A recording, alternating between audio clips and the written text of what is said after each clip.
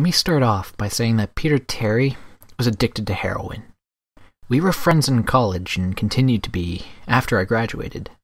Notice that I said I. He dropped out after 2 years of barely cutting it. After I moved out of the dorms and into a small apartment, I didn't see Peter as much. We would talk online every now and then. AIM was king in pre-Facebook years. There was a period where he wasn't online for about 5 weeks straight. I wasn't worried. He was a pretty notorious flake and drug addict, so I assumed he just stopped caring. But then one night, I saw him come on. Before I could initiate conversation, he sent me a message. "David, man, we need to talk." That was when he told me about the NoEnd house. It got that name because no one had ever reached the final exit. The rules were pretty simple and cliche. Find the final room in the building and you win $500, 9 rooms in all. The house was located outside the city, roughly 4 miles from my house. Apparently he had tried and failed. He was a heroin and who knows what the fuck addict, so I figured the drugs got the best of him and he wigged out at a paper ghost or something. He told me that it'd be too much for anyone, that it was unnatural. I didn't believe him. Why would I? I told him I would check it out the next night, and no matter how hard he tried to convince me otherwise, $500 sounded too good to be true. I had to. I set out the following night. This is what happened. When I arrived, I immediately noticed something strange about the building. Have you ever seen or read something that shouldn't be scary, but for some reason a chill crawls up your spine? I walked towards the building and the feeling of uneasiness only intensified as I opened the front door. My heart slowed and I let a relieved sigh leave me as I entered. The room looked like a normal hotel lobby decorated for Halloween. A sign was posted in place of a worker. It read, "Room 1 this way, 8 more follow. Reach the end and you win." I chuckled and made my way to the first door. The first room was almost laughable. The decor resembled the Halloween aisle of a Kmart, complete with chic ghosts and animatronic zombies that give a static growl when you passed by them. At the far end was an exit, the only door besides the one I entered through. I brushed through the fake spiderwebs and headed for the second door. I was greeted by fog as I opened the door to room 2. The room definitely upped the ante in terms of technology. Not only was there a fog machine, but a bat hung from the ceiling and flew in a circle. Scary. They seemed to have a Halloween soundtrack that one would find in a 99-cent store on loop somewhere in the room. I didn't see a stereo, but I guess they must have used a PA system. I stepped over a few toy rats that wheeled around and walked with a puffed chest across to the next area. I reached for the doorknob and my heart sank to my knees. I did not want to open that door. A feeling of dread hit me so hard I could barely even think. Logic overtook me after a few terrified moments, and I shook it off and entered the next room. Room 3 is when things began to change. On the surface, it looked like a normal room. There was a chair in the middle of the wood-paneled floor. A single lamp in the corner did a poor job of lighting the area, and it cast a few shadows across the room and walls. That was the problem. Shadows. Plural. With the exception of the chairs, there were others. I had barely walked in the door, and I was already terrified. It was at that moment that I knew something wasn't right. I didn't even think as I automatically tried to open the door I came through. It was locked on the other side. That set me off. Was someone locking it as I progressed? There was no way. I would have heard them. Was it a mechanical lock that set automatically? Maybe, but I was too scared to really think. I turned back to the room and the shadows were gone. The other chair's shadows remained. But the others were gone. I slowly began to walk. I used to hallucinate when I was a kid, so I wrote off the shadows as a figment of my imagination. I began to feel better as I made it to the halfway point of the room. I looked down as I took my steps, and that's when I saw it. Or didn't see it. My shadow wasn't there. I didn't have time to scream. I ran as fast as I could to the other door and flung myself without even thinking into the room beyond. The fourth room was possibly the most disturbing. As I closed the door, all light seemed to be sucked out and put back into the previous room. I stood there, surrounded by darkness, and couldn't move. I'm not afraid of the dark, and never have been, but I was absolutely terrified. All sight had left me. I held my hand in front of my face, and if I didn't know I was doing so, I would have never been able to tell. Darkness doesn't describe it. I couldn't hear anything. It was dead silence. When you're in a soundproof room, you can still hear yourself breathing. You can hear yourself being alive. But I couldn't. I began to stumble forward after a few moments, my rapidly beating heart the only thing I could feel. There was no door in sight. Wasn't even sure there was one this time. The silence was broken by a low hum. I felt something behind me. I swung around wildly, but could barely even see my nose. I knew it was there, though, regardless of how dark it was. I knew something was there. The hum grew louder, closer. It seemed to surround me, but I knew whatever was causing the noise was in front of me, inching closer. I took a step back. I had never felt that kind of fear. I can't really describe true fear. I wasn't even scared I was going to die. I was scared of what the alternative was. I was afraid of what this thing had in store for me. Then the lights flashed for less than a second, and I saw it. Nothing. I saw nothing, and I know I saw nothing there. The room was plunged again into darkness, and the hum was now a wild screech. I screamed in protest. I couldn't hear this goddamn sound for another minute. I ran backwards away from the noise and fumbled for the door handle. I turned it and fell into room 5. Before I describe room 5, you have to understand something. I am not a drug addict. I have had no history of drug abuse or any sort of psychosis, short of the childhood hallucinations I mentioned earlier, and those were only when I was really tired or just waking up.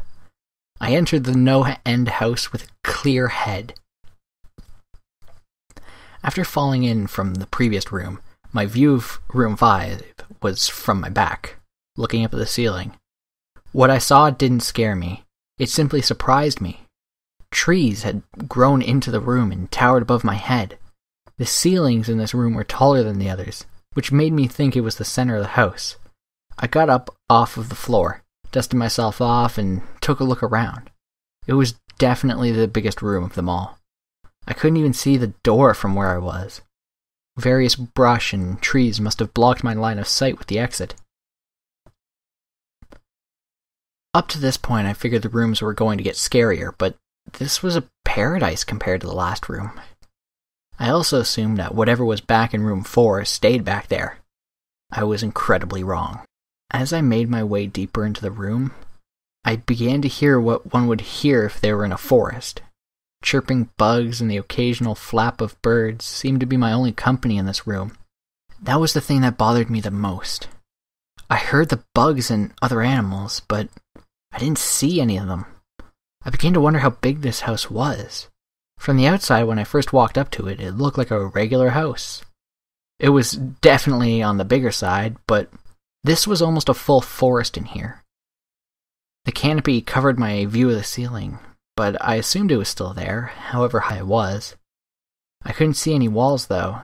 The only way I knew I was still inside was the floor matched the other rooms, the standard dark wood paneling. I kept walking, hoping that the next tree I passed would reveal the door. After a few moments of walking, I felt a mosquito fly onto my arm. I shook it off and kept going. A second later, I felt about 10 more land on my skin at different places. I felt them crawl up and down my arms and legs, and a few made their way across my face. I flailed wildly to get them all off, but they just kept crawling. I looked down and let out a muffled scream.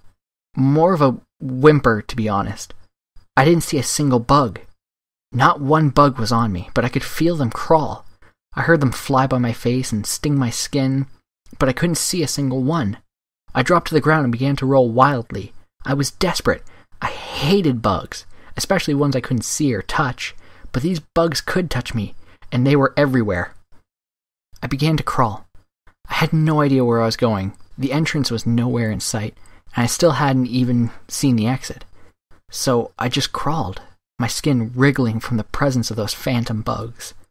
After what seemed like hours, I found the door. I grabbed the nearest tree and propped myself up, mindlessly slapping my arms and legs to no avail. I tried to run, but I couldn't.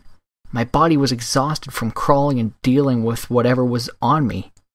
I took a few shaky steps to the door, grabbing each tree on the way for support. It was only a few feet away when I heard it, the low hum from before. It was coming from the next room, and it was deeper. I could almost feel it inside my body, like when you stand next to an amp at a concert. The feeling of the bugs on me lessened as the hum grew louder. As I placed my hand on the doorknob, the bugs were completely gone, but I couldn't bring myself to turn the knob. I knew that if I let go, the bugs would return, and there was no way I could make it back to room 4. I just stood there, my head pressed against the door marked 6, and my hand shakily grasping the knob. The hum was so loud I couldn't even hear myself pretend to think. There was nothing I could do but move on. Room 6 was next, and room 6 was hell. I closed the door behind me, my eyes held shut and my ears ringing. The hum was surrounding me. As the door clicked into place, the hum was gone. I opened my eyes in surprise, and the door I had shut was gone. It was just a wall now. I looked around in shock. The room was identical to room 3, the same chair and lamp, but with the correct amount of shadows this time. The only real difference was there was no exit door, and the one I came in through was now gone. As I said before, I had no previous issues in terms of mental instability, but at that moment I fell into what I now know was insanity. I didn't scream. I didn't make a sound. At first I scratched softly. The wall was tough, but I knew the door was there somewhere. I just knew it was. I scratched where the doorknob was. I clawed at the wall frantically with both hands, my nails being filed down to the skin and against the wood. I fell silently to my knees. The only sound in the room was the incessant scratching against the wall. I knew it was there. The door was there. I knew it was just there. I knew if I could get past this wall... Are you all right? I jumped off the ground and spun in one motion. I leaned against the wall behind me and I saw what it was that spoke to me. And to this day I regret ever turning around. The little girl was wearing a soft white dress that went down to her ankles. She had long blonde hair to the middle of her back and white skin and blue eyes. She was the most frightening thing I had ever seen, and I know that nothing in my life will ever be as unnerving as when I saw her. While looking at her, I saw the young girl, but I also saw something else. Where she stood, I saw what looked like a man's body, only larger than normal and covered in hair. He was naked from head to toe, but his head wasn't human, and his toes were hooves.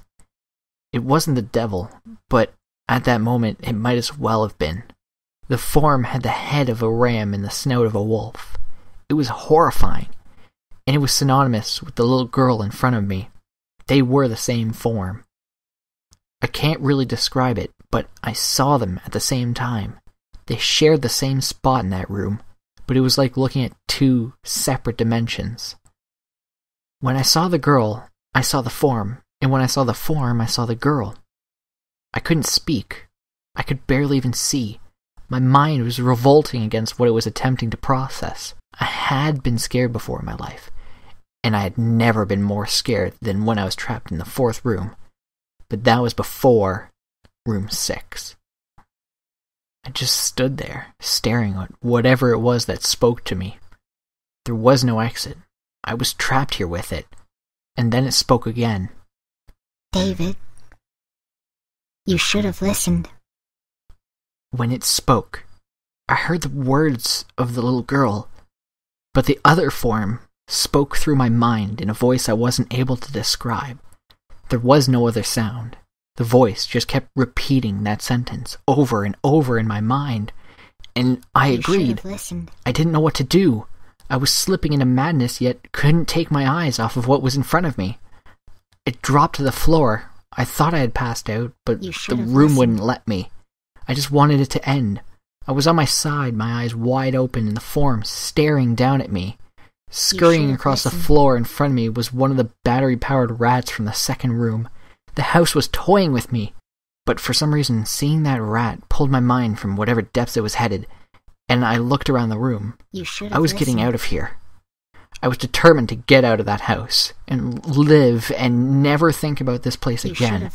I knew that room was hell, and I wasn't ready to take up a residency. At first, it was just my eyes that moved. I searched the walls for any kind of opening. The room wasn't that big, so it didn't take long to soak up the entire layout. The demon still taunted me, the voice growing louder as the form stayed rooted where it stood.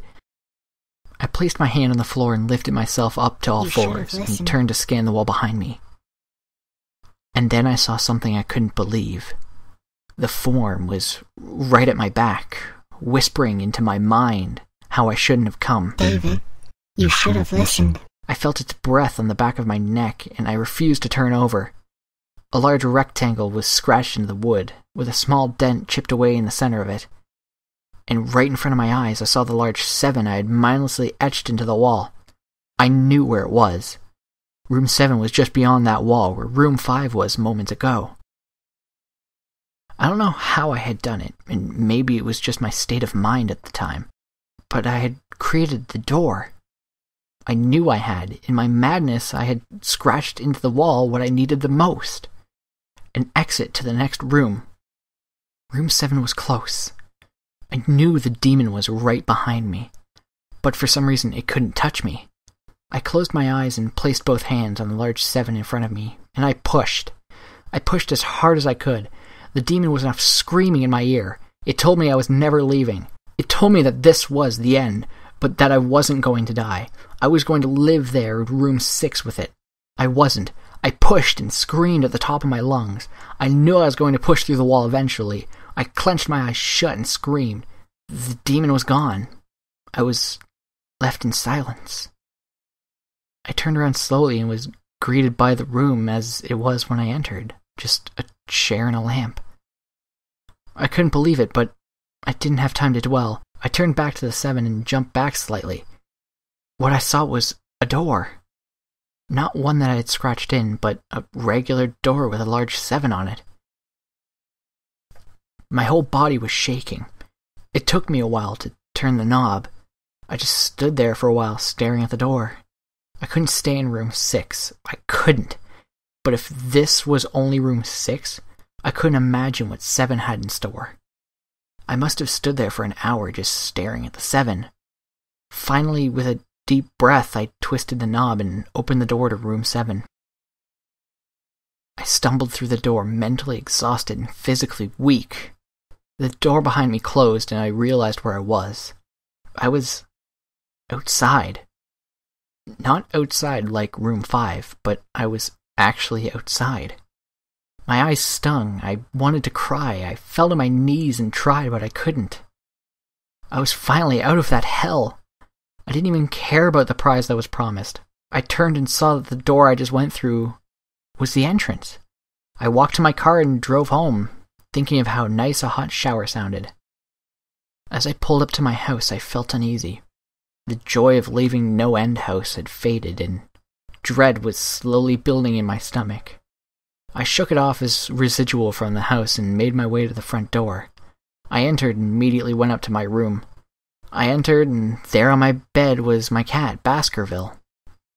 He was the first living thing I'd seen all night, and I reached to pet him. He hissed and swiped at my hand. I recoiled in shock, as he had never acted like that. I thought, whatever, he's an old cat. I jumped in the shower and got ready for what I was expecting to be a sleepless night. After my shower, I went to my kitchen to make some food. I descended the stairs and turned into the family room, and what I saw would forever be burned into my mind. My parents were lying on the ground, naked and covered in blood. They were mutilated to near unidentifiable states. Their limbs were removed and placed next to their bodies, and their heads were placed on their chests, facing me. The most upsetting part was their expressions. They were smiling, as though they were happy to see me. I vomited and sobbed there in the family room. I didn't know what had happened. They didn't even live with me at the time. I was a mess. And then I saw it. A door that had never been there before. A door with a large 8 scrawled on it in blood. I was still in the house.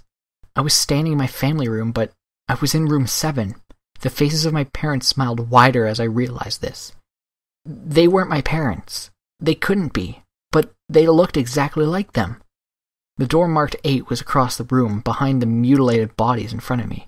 I knew I had to move on, but at that moment I gave up. The smiling faces tore into my mind, and they grounded me where I stood. I vomited again and nearly collapsed. Then the hum returned.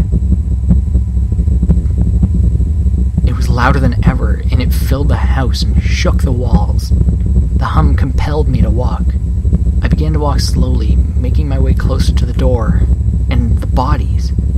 I could barely stand, let alone walk. And the closer I got to my parents, the closer I came to suicide. The walls were now shaking so hard it seemed as if they were going to crumble. But still the faces smiled at me. As I inched closer, their eyes followed me. I was now between the two bodies, a few feet away from the door. The dismembered hands clawed their way across the carpet towards me. All the while the faces continued to stare. New terror washed over me and I walked faster. I didn't want to hear them speak. I didn't want the voices to match those of my parents. They began to open their mouths and the hands were now inches from my feet.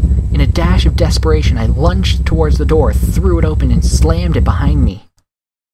Room 8. I was done. After what I had just experienced, I knew there wasn't anything else this fucking house could throw at me that I couldn't live through. There wasn't nothing short of the fires of hell that I wasn't ready for. Unfortunately, I underestimated the abilities of NoEnd House. Unfortunately, things got more disturbing, more terrifying, and more unspeakable in room 8. I still have trouble remembering what I saw in room 8. Again, the room was a carbon copy of rooms 4 and 6, but sitting in the usual empty chair was a man. After a few seconds of disbelief, my mind finally accepted the fact that the man sitting in the chair was me. Not someone who looked like me. It was David Williams. I walked closer. I had to get a better look, even though I was sure of it. He looked up at me, and I noticed tears in his eyes. Please. Please don't do it. Please. Don't hurt me. What? I said. Who are you? I'm not going to hurt you. Yes, you are. He was sobbing now. You're going to hurt me, and I don't want you to. He sat in the chair with his legs up and began rocking back and forth. It was actually really pathetic looking, especially since he was me, identical in every way. Listen, who are you? I was now only a few feet from my doppelganger. It was the weirdest experience yet. Standing there, talking to myself. I wasn't scared, but I would be soon. Why are you... You're going to hurt me, you're going to hurt me, you're going to hurt me, you're going to hurt me. If you leave, you're going to hurt me. Why are you saying this? Just calm down, alright? Let's try and figure this... And then I saw it. The David sitting down was wearing the same clothes as me, except for a small red patch on his shirt, embroidered with the number 9. You're going to hurt me, you're going to hurt me, please, don't, you're going to hurt me. My eyes didn't leave that small number on his chest. I knew exactly what it was. The first few doors were plain and simple, but after a while they got a little more ambiguous. 7 was scratched into the wall, but by my own hands. 8 was marked in blood above the bodies of my parents, but 9? This number was on a person, a living person, and worse still, it was on a person that looked exactly like me. David? I had to ask. Yes, you're going to hurt me. You're going to hurt me. He continued to sob and rock. He answered to David. He was me, right down to the voice. But that 9... I paced around for a few minutes while he sobbed in his chair. The room had no door, similarly to room 6. The door I came through was gone. For some reason, I assumed that scratching would get me nowhere this time. I studied the walls and floor on the chair, sticking my head underneath and seeing if anything was below. Unfortunately, there was. Below the chair, there was a knife, attached with a tag that read, "To David, from management." The feeling in my stomach as I read that tag was something sinister. I wanted to throw up, and the last thing I wanted to do was remove that knife from under the chair. The other David was still sobbing uncontrollably. My mind was spinning into an attic of unanswerable questions. Who put this here, and how did they get my name? Not to mention the fact that, as I knelt on the cold wood floor, I also sat in that chair, sobbing in protest of being hurt by myself. It was all too much to process. The house and the management had been playing with me this whole time. My thoughts for some reason turned to Peter, and whether or not he had got this far. And if he did, if he had met a Peter Terry sobbing in this very chair, rocking back and forth. I shook these thoughts out of my head. They didn't matter. I took the knife from under the chair, and immediately the other David went quiet. "David," he said in my voice, "what do you think you're going to do?" I lifted myself from the ground and clenched the knife in my hand. "I'm going to get out of here." David was still sitting in the chair, though he was very calm now. He looked at me with a slight grin. I couldn't tell if he was going to laugh or strangle me. Slowly he got up from the chair and stood facing me. It was uncanny. His height and even the way he stood matched mine. I felt the rubber hilt of the knife in my hand and gripped it tighter. I don't know what I was planning to do with it, but I had a feeling I was going to need it. "Now," his voice was slightly deeper than my own, "I'm going to hurt you. I'm going to hurt you, and I'm going to keep you here." I didn't respond. I just lunged and tackled him to the ground. I had mounted him and looked down, knife poised and ready. He looked up at me, terrified. It was like I was looking in a mirror. Then the hum returned, low and distant, though I could feel it deep in my body. David looked up at me as I looked down at myself. The hum was getting louder, and I felt something inside me snap. With one motion, I slammed the knife into the patch on his chest and ripped down. Blackness fell on the room, and I was falling. The darkness around me was like nothing I had experienced up to that point. Room 3 was dark, but it didn't even come close to what was completely engulfing me. I wasn't even sure if I was falling after a while. I felt weightless, covered in dark, and then a deep sadness came over me. I felt lost, depressed, and suicidal. The sight of my parents entered my mind.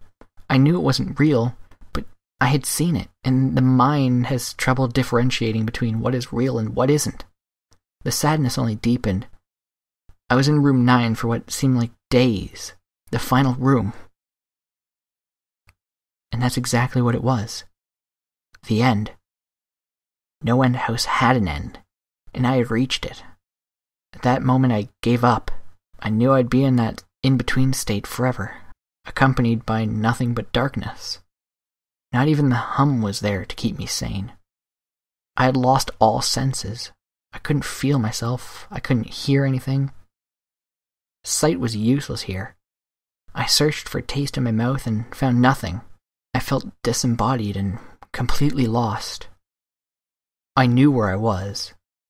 This was hell. Room 9 was hell. And then it happened. A light. One of those stereotypical lights at the end of the tunnel. Then I felt ground come up from below me, and I was standing. After a moment or two of gathering my thoughts and senses, I slowly walked towards the light. As I approached the light, it took form. It was a vertical slit down the side of a door, this time unmarked. I slowly walked through the door and found myself back where I started. the lobby of NoEnd House. It was exactly how I had left it. Still empty, still decorated with childish Halloween decorations. After everything that had happened that night, I was still wary of where I was. After a few moments of normalcy, I looked around the place, trying to find anything different. On the desk was a plain white envelope with my name handwritten on it. Immensely curious yet still cautious, I mustered up the courage to open the envelope. Inside was a letter, again handwritten. David Williams. Congratulations, you have made it to the end of NoEnd House. Please accept this prize as a token of your great achievement. Yours forever, Management. With the letter, there was $500 bills. I couldn't stop laughing. I laughed for what seemed like hours. I laughed as I walked out to my car and laughed as I drove home.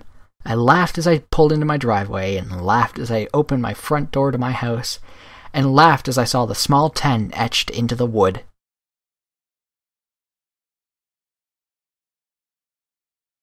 I closed my eyes and placed moth hands.